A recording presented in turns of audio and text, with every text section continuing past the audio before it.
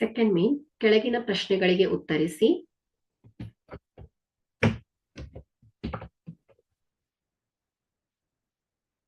ಒಂಬತ್ತನೇ ಪ್ರಶ್ನೆಯನ್ನ ಗಮನಿಸಿ. a1x plus b1y plus c1 is equal to 0 ಮತ್ತು a2x plus b2y plus c2 is equal to 0 ಜೋಡಿ ರೇಖಾತ್ಮಕ ಸಮೀಕರಣಗಳು ಪ್ರತಿನಿಧಿಸುವ ರೇಖೆಗಳು ಪರಸ್ಪರ ಛೇದಿಸಿದರೆ ಅವು ಎಷ್ಟು ಪರಿಹಾರವನ್ನ ಹೊಂದಿರುತ್ತದೆ. ಸೊ ಇಲ್ಲಿ ಎರಡು ಜೋಡಿ ರೇಖಾತ್ಮಕ ಸಮೀಕರಣಗಳು.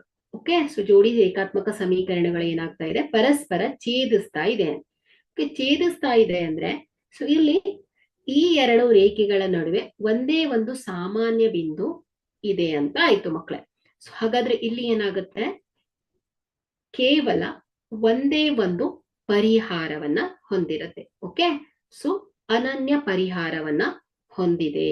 ಸೊ ಇಲ್ಲಿ ಗುಣಾಂಕಗಳ ಅನುಪಾತಗಳು ಹೇಗಿರುತ್ತೆ, a1/a2 not equal to b1/b2 ಆಗಿರುತ್ತೆ. ಬಟ್ ಇಲ್ಲಿ ಎಷ್ಟು ಪರಿಹಾರವನ್ನ ಹೊಂದಿರುತ್ತದೆ ಅಂತ ಕೇಳಿದರೆ, ಸೊ ಹಾಗಾಗಿ ಇಲ್ಲಿ ಉತ್ತರ ಏನಾಗುತ್ತೆ ಮಕ್ಕಳೇ, ಅನನ್ಯ ಪರಿಹಾರ.